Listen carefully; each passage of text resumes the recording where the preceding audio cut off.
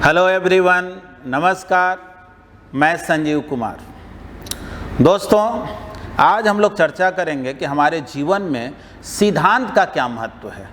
अगर हमने जीवन जीने के लिए कुछ अगर मूल्यों को स्थापित किया है या जो निर्धारित किया है मूल्यों को, उसका क्या महत्व है। देखो, दुनिया में ज़्यादातर लोग जो है ना वो समझौतावादी होते हैं या यथा स्थितिवादी होते हैं। वो जैसे हैं वैसे में बने रहना चाहते हैं। बहुत ज़्यादातर लोगों के पास क्रिएटिविटी नहीं होता है, नया करने का सोच नहीं होता है। हाँ, ये सही बात है, कभी कभी नया करने के चक्कर में आदमी दिक्कत में भी पड़ता है, लेकिन वही दिक्कत हमें सिखाता भी तो है। और याद रखना, चाहे वो ज्ञान हो या राजनीति हो, कोई भी फील्ड हो, अगर वो सिद्धांत विहीन हो तो उसका कोई अर्थ नहीं होता है, वो कोई मायने नहीं रखता है। अनेकों दुनिया में उदाहरण ऐसे हैं जिसमें लोगों के पास ज्ञान तो था, लेकिन उस ज्ञान को किस तरह से हम लोगों के बीच सही तरीके से रखें जिससे कि दुनिया को कुछ अच्छा चीज़ मिले। तो ऐसा भी देखा गया है कि कुछ लोग ज्ञानी हुए लेकिन दुनिया को वो ज्ञान के द्वारा विनाश की ओर ले गए। जैसे तुम लोग सब जानते होंगे कि ओसामा बिन लादेन भी एक इंजीनियर था। इंजीनियर होने के बाद भी वो व्यक्ति अपने नॉलेज को इस तरह से इस्तेमाल किया जिससे दुनिया को भी विनाश हुआ, अंततः उस व्यक्ति का भी विनाश हुआ।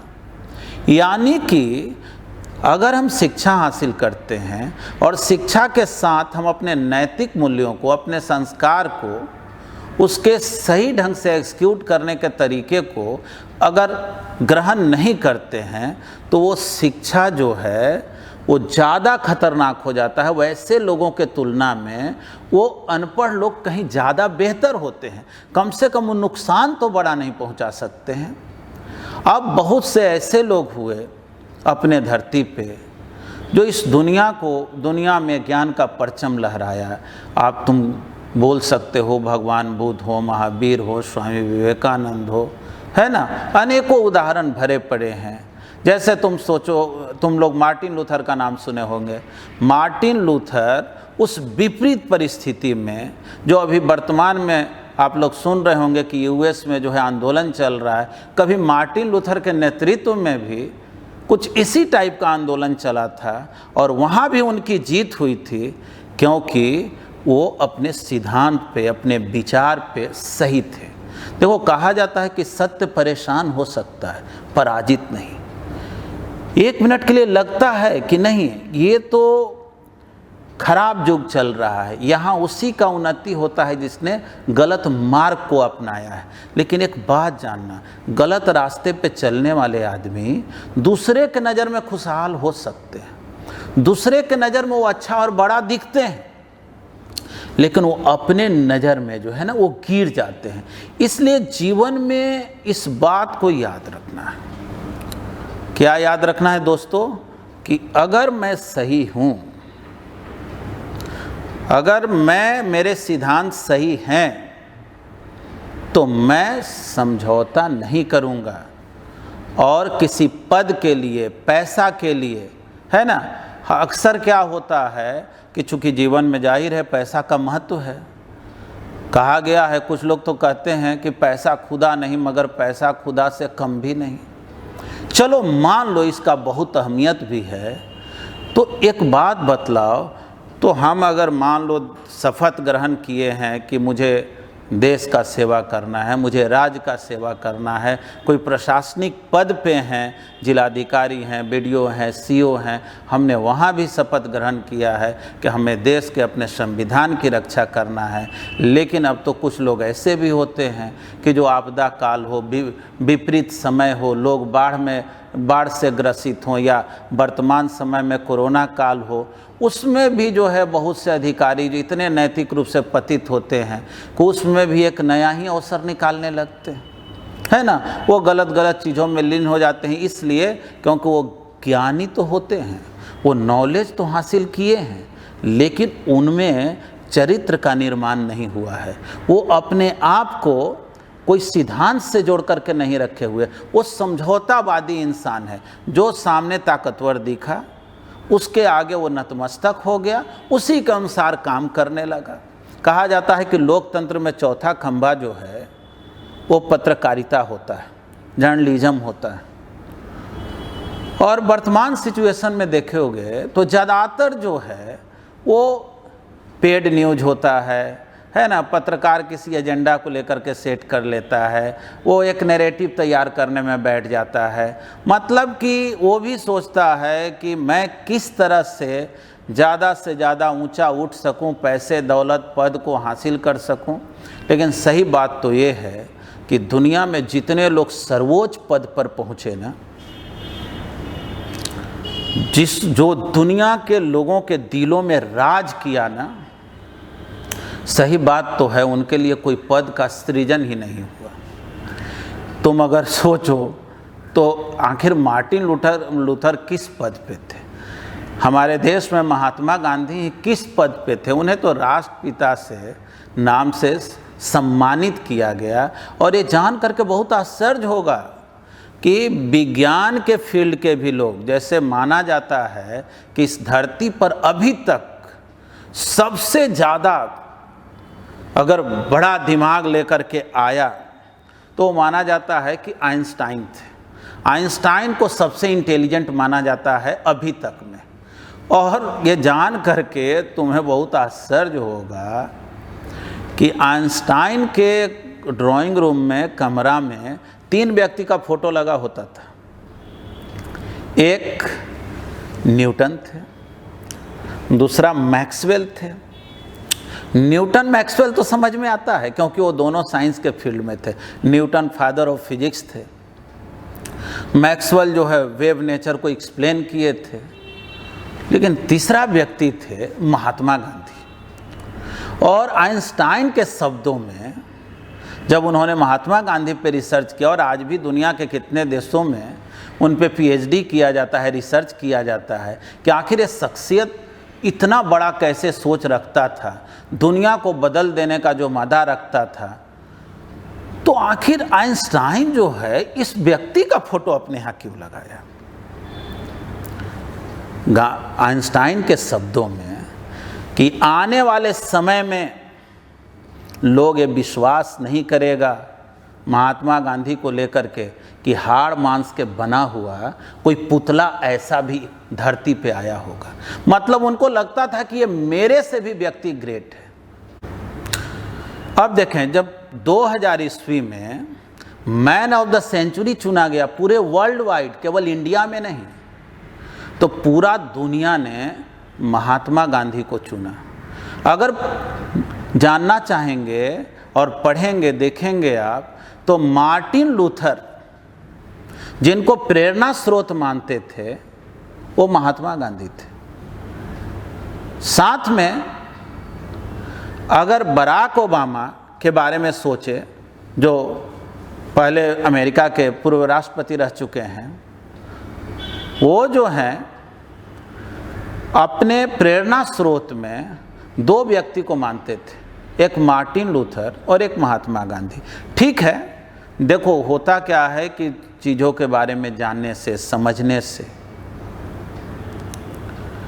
हमें बहुत सी अलग अलग जानकारियाँ मिलती है। कभी कभी हम लोग परसेप्शन जो है लोगों के सुने सुनाए बातों पे रखते हैं। जब दुनिया के इतने सारे ग्रेट पर्सन्स जो नोबेल प्राइज विनर रहे हैं, अपने अपने फील्ड के माहिर व्यक्ति रहे हैं, जिन्होंने दुनिया को बदला है, वो सारे लोग जो हैं महात्मा गांधी को मानते हैं। ये सोचिए कि एक व्यक्ति जो भारत के साथ साथ साउथ अफ्रीका को भी आज़ाद कराने में अपना इतना बहुमूल्य योगदान किया, वो साधारण शख्सियत तो नहीं हो सकता, जिसने अपने बदन पे भरपूर कपड़ा तक भी नहीं रखा और ना ही वो किसी पद के लिए ललायित रहा व्यक्ति। वो व्यक्ति में अगर कुछ ग्रेटनेस आया, दुनिया अगर उसको ग्रेट मानी तो सोचो तो उसके पीछे क्या रहस्य है। तो उसके पीछे जो है रहस्य है कि वो व्यक्ति सैद्धांतिक था, अपने सिद्धांत से इधर उधर नहीं हो सकता था, चाहे कितनी बड़ी ताकतें हों, उससे टकरा लेने का जब मदा होता है। मार्टिन लूथर भी उस समय यूएस में बनाए गए रूल थे कि कालों को जो है बस में इतना ही सीट पे बैठना है, गोरा आ जाए तो फिर खड़ा हो जाना है। और वो ऐसा नहीं था कि वो प्रचलन और एक प्रथा में था, बल्कि सही बात तो था कि वहाँ कानूनन रूप से ये सब चीज़ों को बनाया गया था।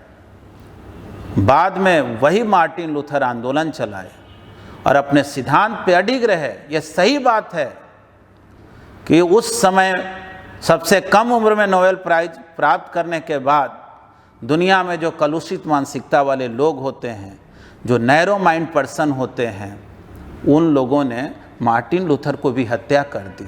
लेकिन याद रखें, हत्यारे को कोई नहीं जानता है। जानता किसको है? मार्टिन लूथर को। अब मार्टिन लूथर किस चीज़ को मानते थे? तो भाई जो सही प्रिंसिपल है, जो सही मूल्य है, जो सही सिद्धांत है, यानी जीवन में हम अपने अगर सिद्धांतों पे चलें तो कठिनाइयाँ तो आएगी, लेकिन रियल सक्सेस वही है। हम जब हर जगह अपने आप से कॉम्प्रोमाइज़ ही कर लेते हैं, हम सही होकर के भी नतमस्तक हो जाते हैं, कुछ छोटे छोटे चीज़ों को पाने के लिए कभी नतमस्तक हो जाते हैं, है ना, कभी किसी के डर से नतमस्तक हो जाते हैं, तो जाहिर है तब उस जीवन का कोई मतलब नहीं। हमारे सिद्धांत जो है करोड़ों रुपए से ऊपर के होने चाहिए। हाँ, ये ज़रूर है कि हम सिद्धांत जब निर्धारित करते हैं तो हमको बहुत अच्छे ढंग से सोचना है कि मुझे प्रेरणा किन लोगों से लेना है, कैसे लोगों से लेना है जो दुनिया को विनाश किए हैं, दुनिया को कष्ट पहुंचाए हैं, दुनिया को तकलीफ दिए हैं या दुनिया को कष्ट से निवारण किए हैं। तो जाहिर है वैसे लोगों से हम लोग प्रेरणा हासिल करते हैं जो दुनिया को अपने ज्ञान से, अपने सिद्धांतों से, अपने विचारों से एक अच्छे मार्ग पर लेकर के गए हैं। तो जो आज के डेट में नैतिक मूल्यों में जो गिरावट होते गई है लगातार, अगर सोचें तो जब हमारे लाल बहादुर शास्त्री रेल मंत्री थे तो शायद आपको जान करके हैरानी होगी कि एक रेल दुर्घटना होने के बाद उन्होंने इस्तीफा दे दिया था। आज आपको लगता है कि रेल दुर्घटना हो या रेल में कितने लोग भी मर जाएं, किसी भी तरह का दिक्कत हो तो कोई इस्तीफा मांगता तक नहीं है, क्योंकि वो जानता है कि मांगने से भी क्या फ़ायदा, कोई कुछ करने वाला थोड़े ना। मतलब कि सिद्धांत शून्यता की ओर व्यक्ति जाने लगा। और मैं अपने सभी विद्यार्थियों से, दोस्तों से, मित्रों से उम्मीद करता हूँ कि लाख कठिनाई आए अपने सिद्धांत को पकड़ेंगे। देखो, धन महत्वपूर्ण है, धन सब कुछ नहीं है। और एक बात ये भी याद रखना है, जीवन जीने के लिए बहुत ज़्यादा भी धन की ज़रूरत नहीं है। कारण कि बहुत ज़्यादा धन होता है तो वो दुनिया के देखने में आदमी को लगता है कि वो व्यक्ति बहुत ज़्यादा खुशहाल, अच्छा, आनंदित है, उसके पास ये साधन है। वो केवल दुनिया के दिखाने के लिए होता है। व्यक्तिगत जो ज़रूरतें हैं ना, वो बहुत सीमित है। हाँ, मुझे ये नहीं कहना है कि आप धन हासिल करेंगे तो गलत चीज़ है।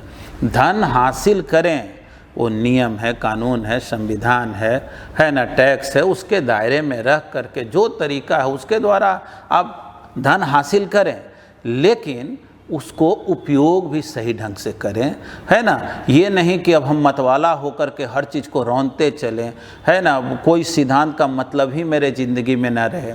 तो देखो, ऐसा है ना कि हम, वैसे तो कविता लिखने की मेरी आदत रही है, मैं कोई साहित्य के क्षेत्र से हूँ नहीं, और ऐसा है कि लिखता हूँ, थोड़ी बहुत अशुद्धियाँ भी हो सकती है, और मैं उम्मीद करता हूँ कि मैं किसी पे ये जो पोएम लिखा हूँ वो व्यक्तिगत नहीं है। हाँ, एक व्यंग जरूर है जो वर्तमान समय से जुड़ी हुई है कि बहुत से लोग जो है ना अपने नैतिक मूल्यों को इतना पतन कर लिए हैं कि उनके जीवन में रुपये का महत्व इतना ज़्यादा हो गया है कि वो हर जगह उसी का एक अवसर तलाशते हैं। उन्हें पता भी नहीं होता है कि इसका करना क्या है, उनके पास कोई रोड मैप नहीं होता है, कुछ भी नहीं होता है, बस उसको अर्जित करते जाना है। एक अनंतहीन, कहो कि अंतहीन यात्रा पे वो निकल चुके हैं, और जिसमें उन्हें खुद पता नहीं है कि अपने आप को लिप्त करके अपने आत्मा को, अपने मन को, अपने चेतना को पूरी तरह से मार चुके हैं। और बहुत हद तक कहो तो चाहे वो राजनीति हो, चाहे पत्रकारिता हो, या जीवन के किसी भी फील्ड में देखेंगे तो ये आपको महसूस होगा। शुरुआत दौर में जो शिक्षक ही हैं, तो देखो शिक्षक का भी क्या है, शिक्षक के साथ था कि विद्यार्थी को विषय के ज्ञान के साथ साथ उनके चरित्र को निर्माण करना है, उनको जीवन में कैसे बेहतर बनाया जाए जो समाज के लिए भी उपयोगी हो। लेकिन आज हम एक मशीन बन करके रह गए हैं। क्या चीज़ के मशीन है?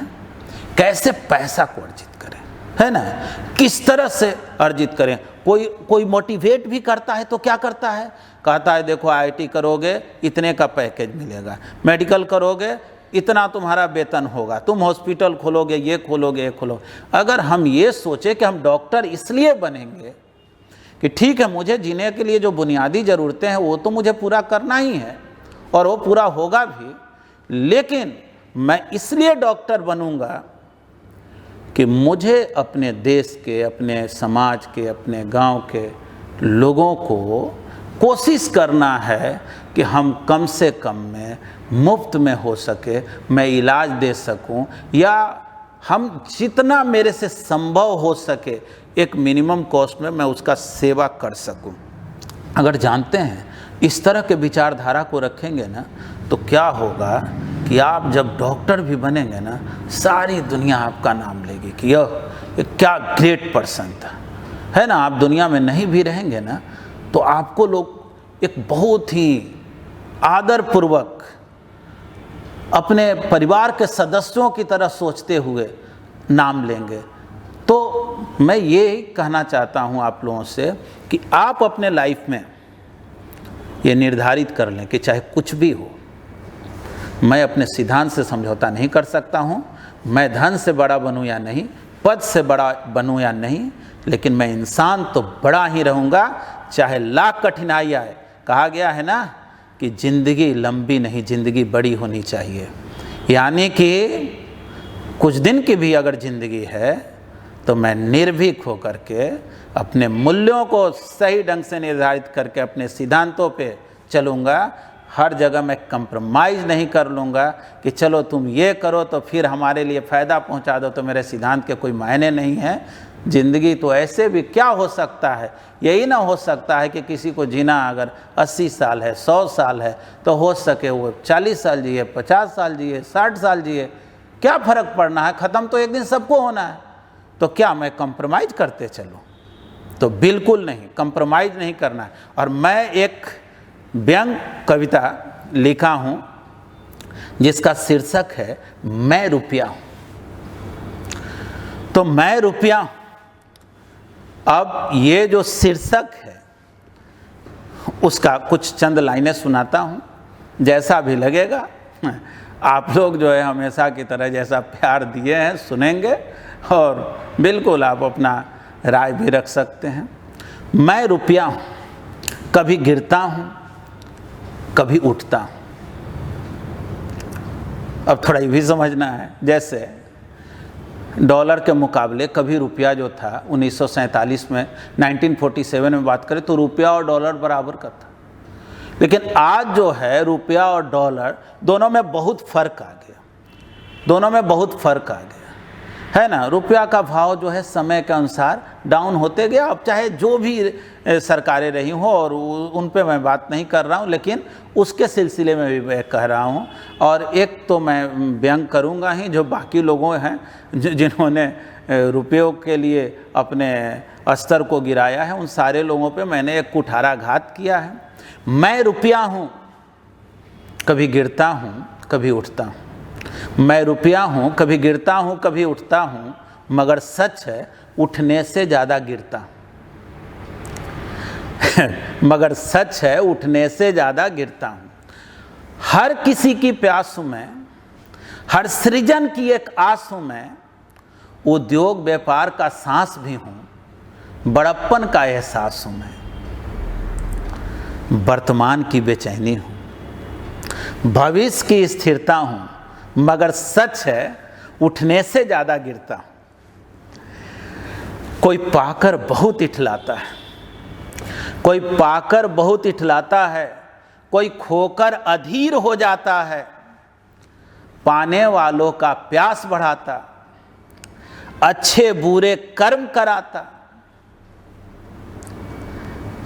ना आकाश की सीमा हूँ, ना सागर की गंभीरता हूँ, मगर ये सच है उठने से ज़्यादा गिरता हूँ।